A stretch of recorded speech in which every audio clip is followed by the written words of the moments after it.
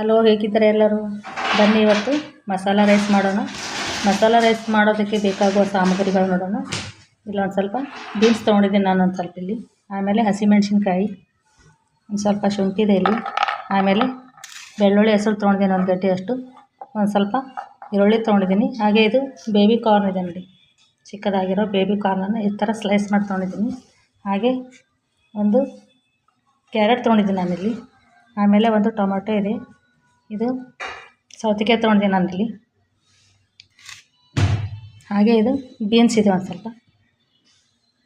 ಆಮೇಲೆ ನಾನು ಸ್ವಲ್ಪ ಇಲ್ಲಿ ಸೋಯಾ ತೊಗೊಂಡಿದ್ದೀನಿ ನಾನು, ಸೋಯಾ ಚಂಕ್ಸ್ ಅಂತ. ಬನ್ನಿ ಮಾಡೋದು ಹೇಗೆ ಅಂತ ನೋಡೋಣ. ನೋಡಿ, ಒಂದು ಕುಕ್ಕರ್ನಲ್ಲಿ ನಾನು ಆಯಿಲು ಆಮೇಲೆ ಸಾಸಿವೆ ಜೀರಿಗೆ ಹಾಕಿದ್ದೀನಿ. ಈಗ ಬಿಸಿಯಾಗಿದೆ. ಇದಕ್ಕೆ ನಾವು ಈರುಳ್ಳಿಯನ್ನು ಹಾಕ್ಕೊತಾ ಇದ್ದೀನಿ. ಈರುಳ್ಳಿಯನ್ನು ಚೆನ್ನಾಗಿ ಫ್ರೈ ಮಾಡ್ಕೊಳ್ಳೋಣ. ಒಂದು ಸ್ವಲ್ಪ ಮೆಣಸಿನ್ಕಾಯಿ ಹಾಕ್ಕೊತಾ ಇದ್ದೀನಿ. ಇದಕ್ಕೆ ಹಸಿ ಶುಂಠಿ ಹಾಗೆ ಬೆಳ್ಳುಳ್ಳಿಯನ್ನು ಹಾಕ್ಕೊಳ್ಳೋಣ.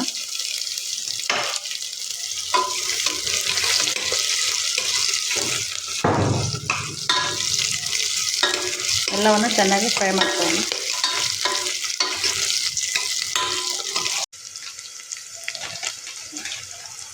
ಹಾಗೆ ಇದಕ್ಕೆ ಒಂದೆರಡು ಇಲೈಚಿಯನ್ನು ಹಾಕ್ಕೊಳ್ಳೋಣ, ಚಕ್ಕೆ ಹಾಕ್ಕೊಳ್ಳೋಣ.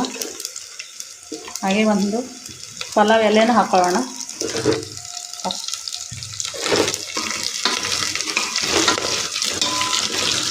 ಹಾಗೆ ಇದು ಚಕ್ರ ಹಾಕ್ಕೊಳ್ಳೋಣ, ಒಂದು ಮರಾಠೆ ಮಗ್ಗುನ ಅಂತಾರೆ ನೋಡಿ, ಇದನ್ನು ಹಾಕ್ಕೊಳ್ಳೋಣ. ಎಲ್ಲವನ್ನು ಚೆನ್ನಾಗಿ ಫ್ರೈ ಮಾಡ್ಕೊಳ್ಳೋಣ. ಹಾಗೆ ಇದಕ್ಕೆ ಬೀನ್ಸನ್ನು ಹಾಕ್ಕೊಳ್ಳೋಣ.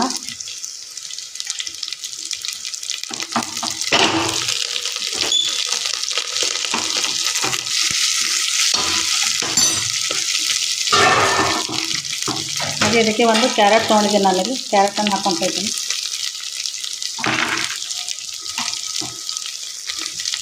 ಆಮೇಲೆ ಇದು ಬೇಬಿ ಕಾರ್ನ್ ಇದೆ, ಇದನ್ನು ಹಾಕ್ಕೊತಾ ಇದ್ದೀನಿ. ಒಂದು ಸಣ್ಣದಾಗಿ ಹೆಚ್ಚಿದ್ದು. ಹಾಗೆ ಇದಕ್ಕೆ ಒಂದು ಸಣ್ಣ ಗಾತ್ರದ ಟೊಮೆಟೊ ತೊಗೊಂಡಿದ್ದೀನಿ, ಅದನ್ನು ಹಾಕ್ತಾ ಇದ್ದೀನಿ.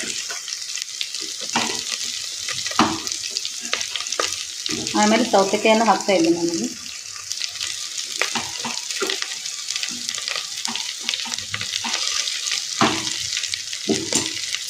ಇವೆಲ್ಲವನ್ನು ಚೆನ್ನಾಗಿ ಮಿಕ್ಸ್ ಮಾಡೋಣ. ಹಾಗೆ ಇದಕ್ಕೆ ಆಲೂಗಡ್ಡೆಯನ್ನು ಹಾಕ್ತಾ.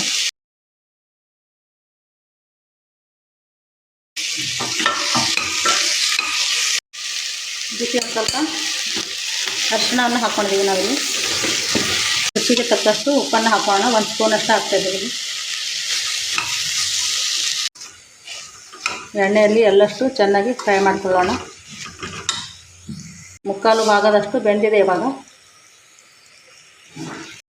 ಇದಕ್ಕೆ ಬಾಸ್ಮತಿ ರೈಸನ್ನು ಹಾಕೋಣ. ಒಂದು ಗ್ಲಾಸ್ನಷ್ಟು ತೊಗೊಂಡಿದ್ದೆ ನಾನಿಲ್ಲಿ. ನೋಡಿ, ಈ ಥರ ಇದನ್ನು ಚೆನ್ನಾಗಿ ಈ ಥರ ಮಿಕ್ಸ್ ಮಾಡ್ಕೊಂಡು ಬಿಡೋಣ ಎಲ್ಲಷ್ಟು. ಒಂದು 2 ನಿಮಿಷ ಇದನ್ನು ಚೆನ್ನಾಗಿ ಈ ಥರ ಎಣ್ಣೆಯಲ್ಲಿ ಫ್ರೈ ಮಾಡ್ಕೊಳ್ಳೋಣ. ಇದಾಗಿದೆ ಇವಾಗ. ಇದಕ್ಕೆ 2 ಗ್ಲಾಸ್ ಆಗುವಷ್ಟು ನೀರನ್ನು ಹಾಕ್ಕೊಳ್ಳೋಣ.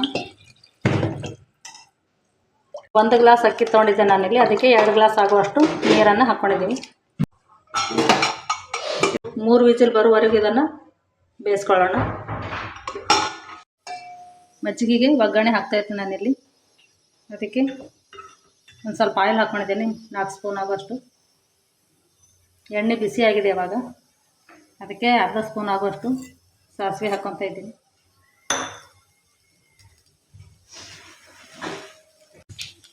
ಅರ್ಧ ಸ್ಪೂನ್ ಆಗುವಷ್ಟು ಜೀರಿಗೆ. ಸಣ್ಣದಾಗಿ ಕಟ್ ಮಾಡಿರುವಂಥ ಬೆಳ್ಳುಳ್ಳಿ ತೊಗೊಂಡೆ ನಾನು.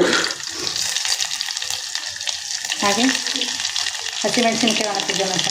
ಒಂದು ಸಣ್ಣ ಗಡ್ಡೆಯಷ್ಟು ಈರುಳ್ಳಿ ತೊಗೊಂಡಿದ್ದೆ ನನಗೆ.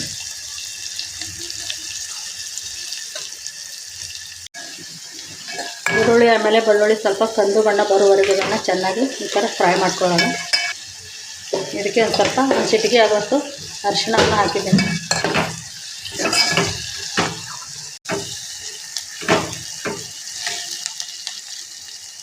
ಈರುಳ್ಳಿ ಸ್ವಲ್ಪ ಕೆಂಪಗೆ ಆಗ್ತಾಯಿದೆ. ಇವಾಗ ಗ್ಯಾಸನ್ನು ಆಫ್ ಮಾಡ್ಕೊಂಡು ನಾನು ಇದಕ್ಕೆ ಈ ಥರ ಮಜ್ಜಿಗೆಯನ್ನು ಹಾಕೊಳ್ಳೋಣ. ಇದು ಮಸಾಲ ರೈಸಿಗೆ ತೆಳುವಾಗಿ ಈ ಥರ ಮಾಡಿಕೊಂಡ್ರೆ ಚೆನ್ನಾಗಿರುತ್ತೆ.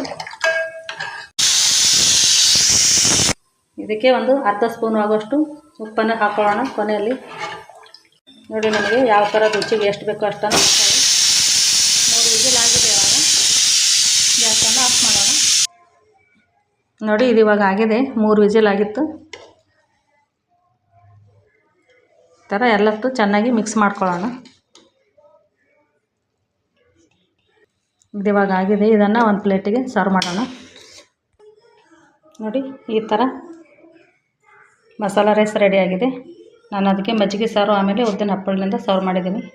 ನೋಡಿ ಈ ಮಸಾಲ ರೈಸ್ ಮಾಡುವ ಪದ್ಧತಿ ತಮ್ಮೆಲ್ಲರಿಗೂ ಇಷ್ಟ ಆದರೆ ಒಂದು ಲೈಕ್, ಕಮೆಂಟ್, ಶೇರ್ ಮಾಡಿ. Thank you.